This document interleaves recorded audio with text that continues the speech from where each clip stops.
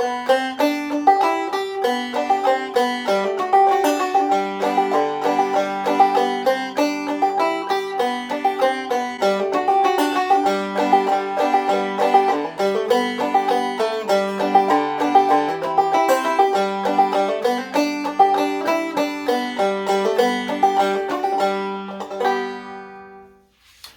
everyone, let's see, last time we introduced this idea of the Galois group of an extension, right? So remember how that goes. If we have L over K, this extension, right, then we write gamma of L over K. This is the Galois group of the extension L over K, and it is, by definition, the set of automorphisms of L that fix K. Right, so we want to start studying this thing called the Galois group, and this is part of the genius of Galois is to associate to extensions this group, right? So we have this interplay between field theory and group theory. A little bit of notation. So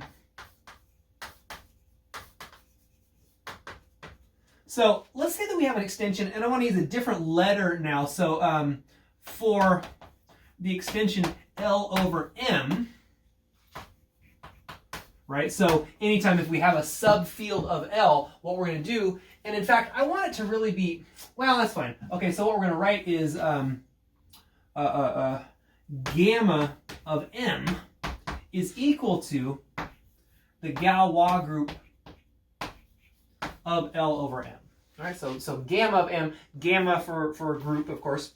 And so now, let's let script A be the set of all A such that A is a subset of aught L, and script F, that's going to be the set of all M such that M is a subfield of L.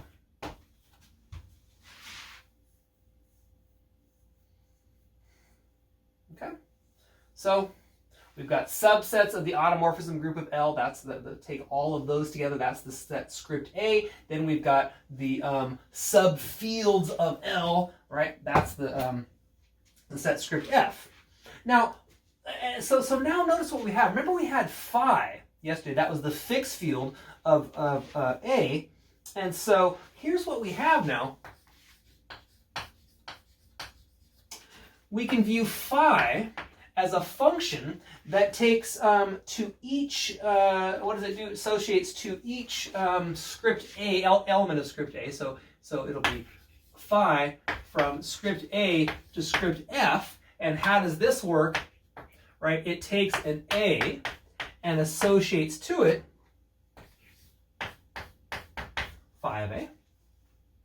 We also have gamma going in the opposite direction. So gamma is going to take a subfield. Sorry, I said that backwards. Gamma is going to take it's going to take a subfield and it's going to associate to it a group, right? So M goes to gamma of M. So we have this correspondence between script A and script F going back and forth, right? We can go from A to F using phi. We can go from F to A using gamma. Now, so we'll say, obviously,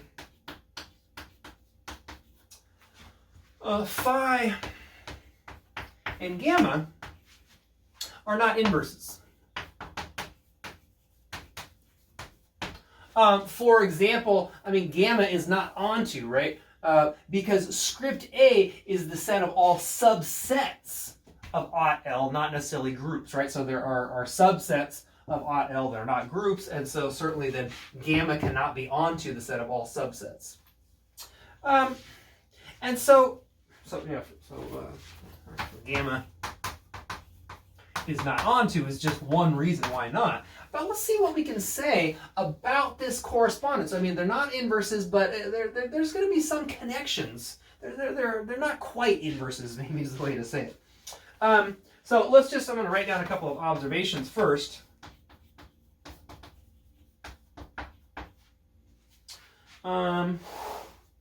So let's see.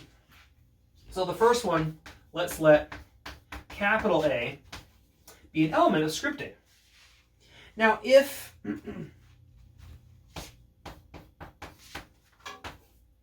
sigma is an element of capital A, and let's take X is an element of the fixed field of A. Oh, and you know what? There's two observations, and I want to label these. Sorry, let me fix this here. Observations, and this is observation 1. So then, all right. So what does that mean? So let's see. Sigma is in A, right? Which means it's an automorphism of capital L, and X is in phi of A, which means that X is fixed by every automorphism that lives in capital A. So what that means is that sigma of X has to equal X.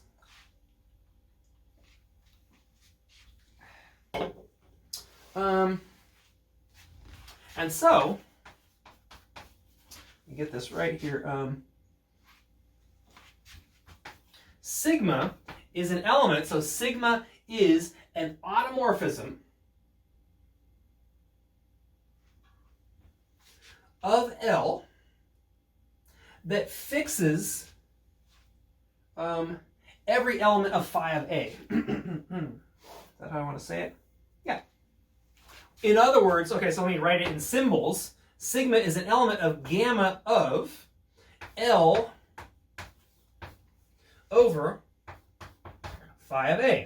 Right? Because gamma of L of phi over A is, or L over phi of A, is the set of all automorphisms of L that fix everybody in phi of A. Okay, so what does that tell me? That tells me, so we can say, therefore, A is a subset of gamma of phi of A, right? Inside here, this right here, or I guess this right here, is gamma of phi of A. Okay, so there's observation 1. We have this containment that A is contained in gamma of phi of A. Also, so this is observation 2. So let's let M be in script F, which just means that it's a subfield of capital L. So then if we look at phi, so then phi of gamma of L over M. So let's see, that's the fixed field of gamma of L over M. So this is equal to the set of all X in L, such that such that sigma of X is equal to X for all sigma in gamma of L over M.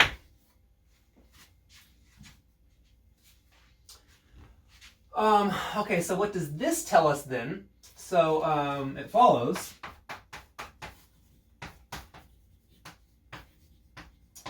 that phi of gamma of M, let's say this right. Oh, no, I said it backwards. It tells us that M is contained in, oh, now I'm getting crossed up here, phi of, right, so M is contained in phi of gamma of M over L. Oop, L over M.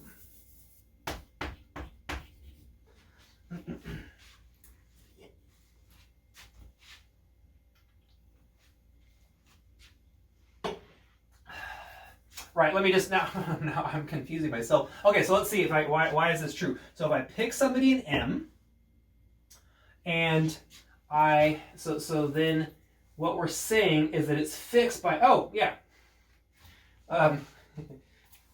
So anybody in M is going to be fixed by everybody who fixes M. So there's our second observation, and I actually want to collect, sorry, I'm going to collect these observations and a little bit more in a theorem.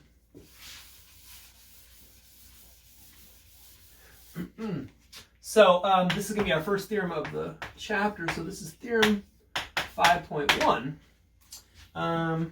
So with the notation above,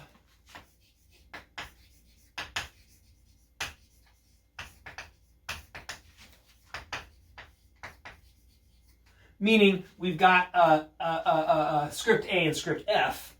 So part A is that A is contained in gamma phi of A. Part B, M, is contained in phi gamma of M. Part C, and this is the interesting part here, phi gamma phi of A is equal to phi of A. And part D, if we do gamma phi gamma phi gamma of M, that's equal to gamma of M.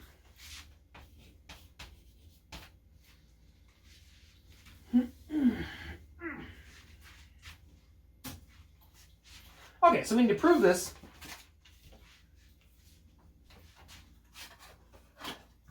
And notice that we just proved parts A and B. That was 1 and 2.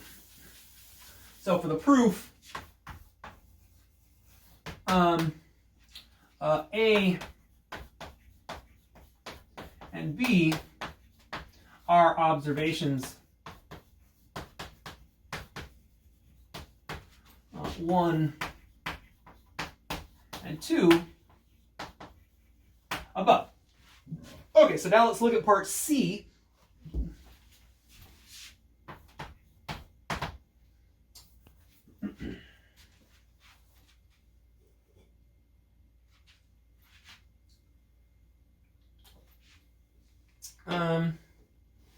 So let's see what do I need to do. So let's call them, what do I call them here? So let's let B and C be elements of script A, with B contained in C. Now if X is in phi of C, then X is fixed by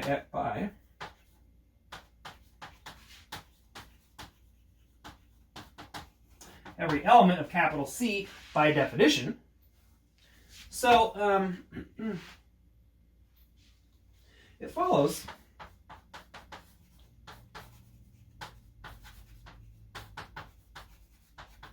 that every element of not every element, it follows that X is fixed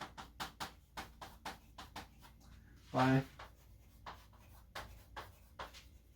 every element of capital B. And so what that tells us then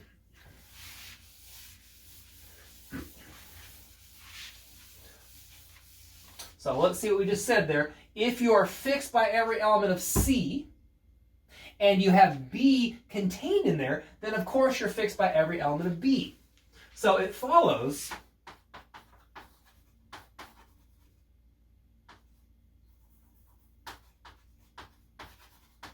that phi of C, everybody that's fixed by C,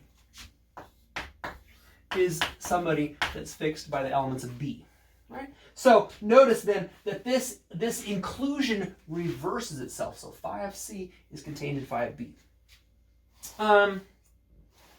Now, apply this to capital A, not capital A, lowercase a, to get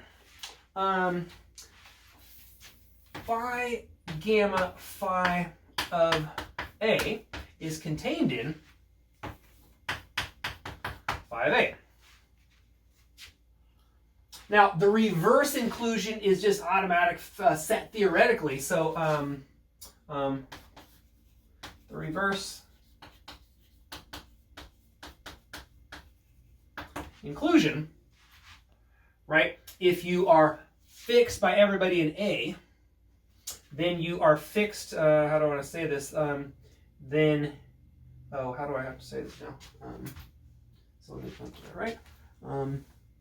Yeah, the reverse inclusion is always true. Just set theoretically, so we don't need any group theory or field theory here. I guess, yeah, it's set theoretically. Right, and so that gives us the reverse containment. So now, for part D,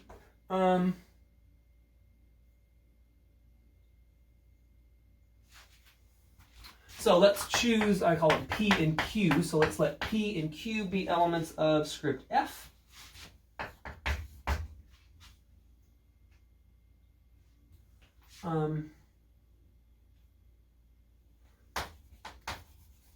With P contained in Q.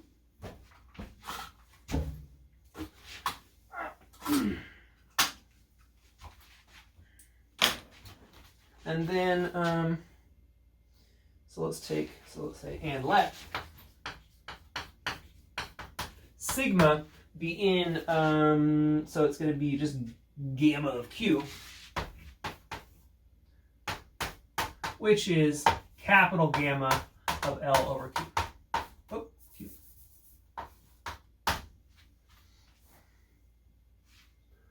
So sigma is an automorphism of L that fixes Q. This is not the rational numbers, obviously. This is just some set Q.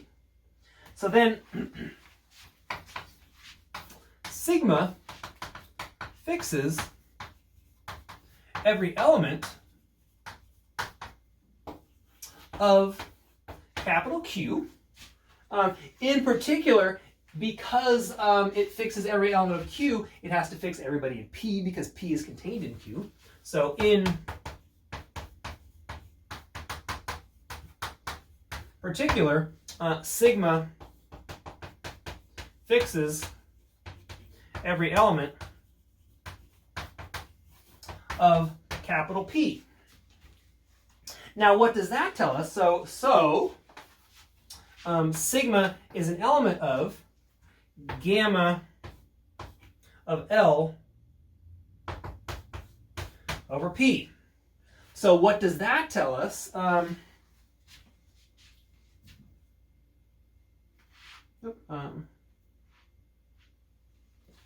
we can say, therefore, so what do we have? We have that this one is contained in this one, so we can say that gamma of Q is contained in gamma of P.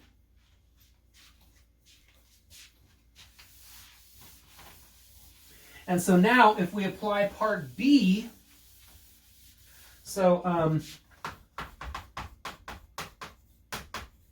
applying B, we get, so what am I going to do? We get gamma phi gamma.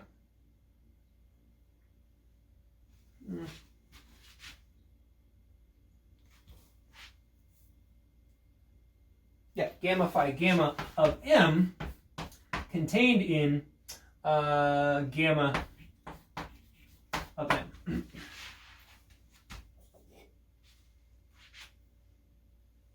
Once again, the reverse inclusion is automatic.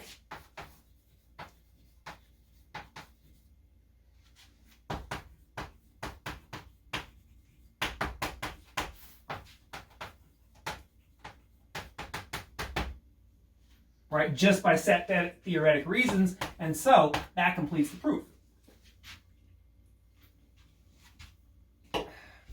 Now, one thing to note here are these inequalities right there. Or not inequalities, I guess they're containments, right?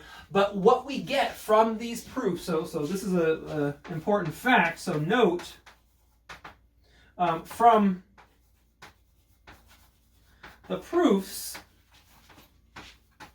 of parts C and D, we have that both gamma and phi are inclusion reversing. And that's a word, that's a phrase that we'll use, or is that a word? I guess it's kind of a single hyphenated word. We have that both gamma and phi are inclusion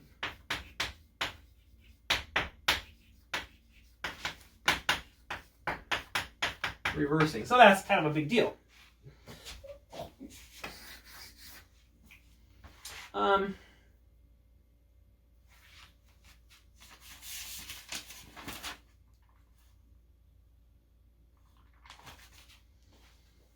Okay, now here's an important corollary. So this is corollary 5.2. Let me fix my notes real quick.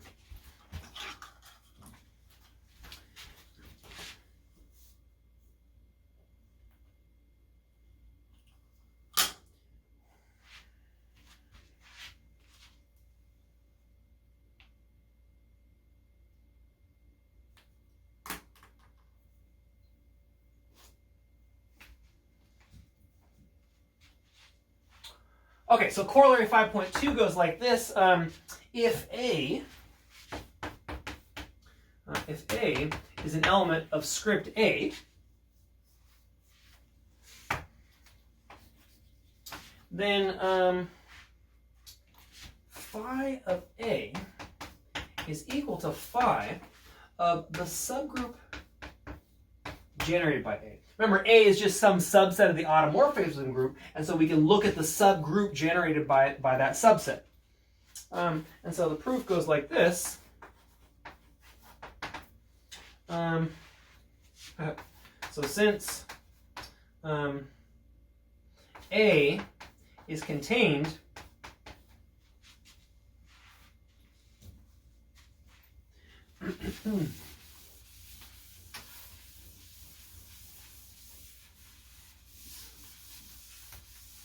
in since A is contained, that's just subset, in the subgroup generated by A, we have that phi of A is contained in phi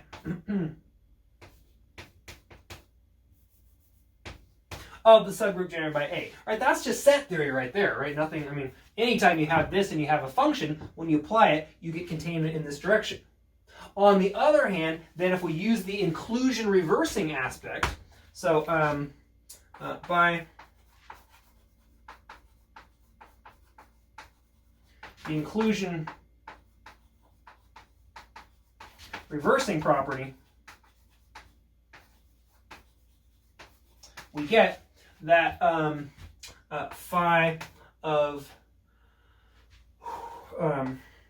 the ideal, or not the ideal, sorry, the subgroup generated by A is equal to contained in phi of A.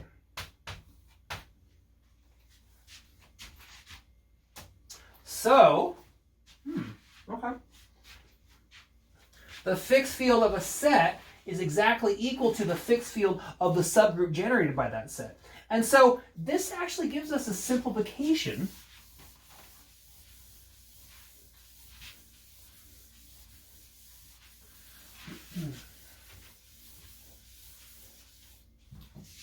So, in light of corollary 5.2,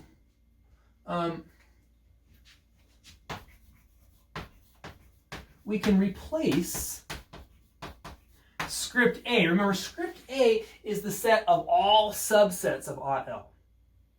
But because we're interested in this correspondence that goes back and forth between, well, let me write it down first. Okay, so we can replace script A with script G, which is the set of all subgroups of ought L. So let's write it like this. The set of all G such that G is a subgroup, not just a subset of ought L. And now what we have, so this gives us, we can say to get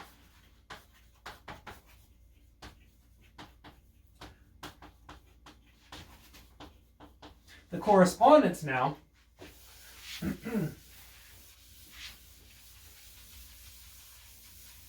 so now we've got script G, script G, and then we've got script F, and we have, right, phi going in one direction. To each subgroup, there's a corresponding fixed field. To each subfield, there's a corresponding Galois group, right? So we've got phi going in one direction, gamma going in the other direction.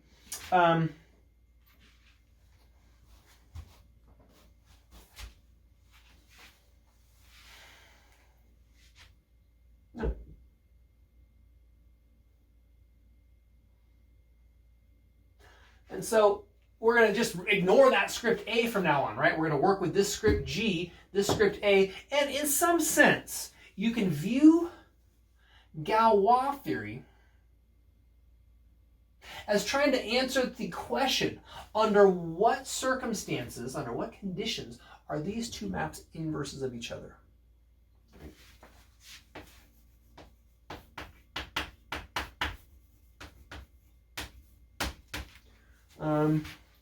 Yeah. So under what conditions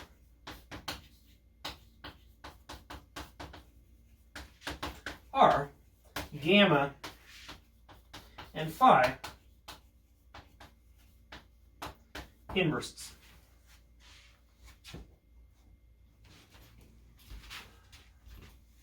Okay, so I want to end with just a little bit more notation. I think, yeah, that's as far as I want to go. I want to just do this one more piece.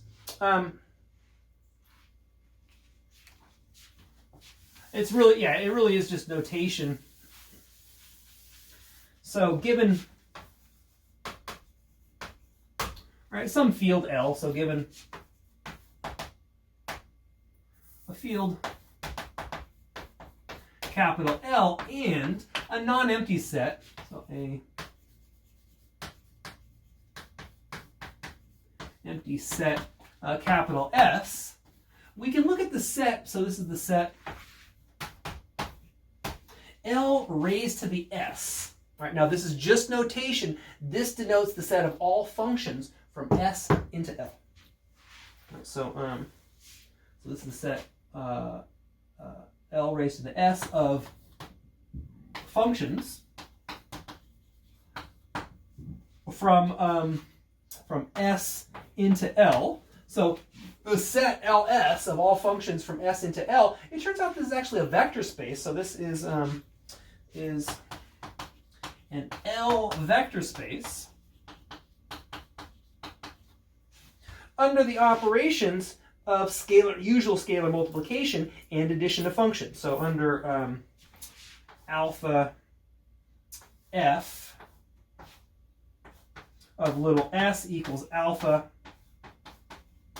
times f of s, and I guess I need to say under, and f plus g of s equals f of s plus g of s. All right, so using these two operations, we get a vector space. Now, what we're going to be interested in So we consider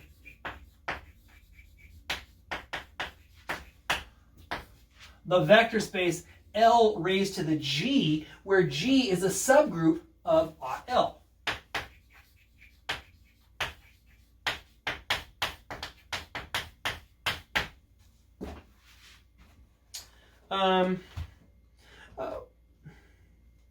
One thing that is true, right? So what are we doing here? We have, we're thinking of this as an L vector space, right? Where we use scalars from L. But we could reduce the set of scalars. We could consider just scalars from some subfield of L. So let's say it like this. So note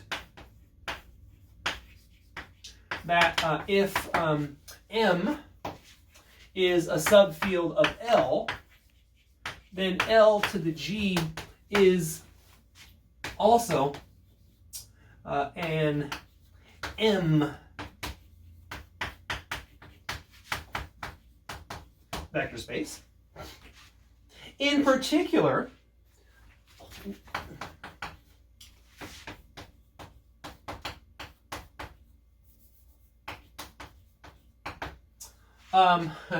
so in particular,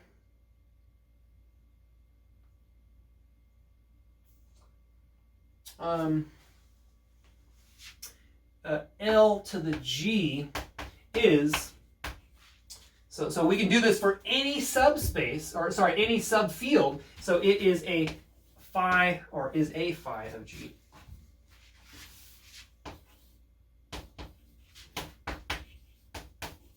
Vector space, meaning we could restrict ourselves to scalars that come from the fixed field of phi of G. The fixed field phi of G.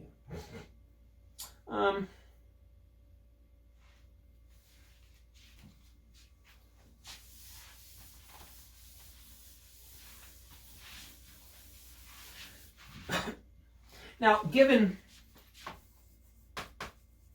some element, let's call it lambda in capital L, what I want to do, I'd like to define a particular function. So let's define t of lambda, and this is going to be a function from G into L by, so let's see, t of lambda applied to sigma, where sigma lives in capital G, is going to be sigma of lambda. Right? Lambda lives in L. Sigma is an automorphism of L, so we can apply sigma to lambda. And so T of lambda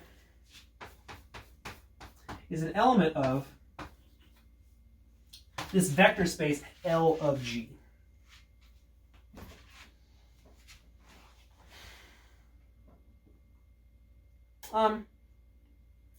Yeah, I guess that's a good place to stop here.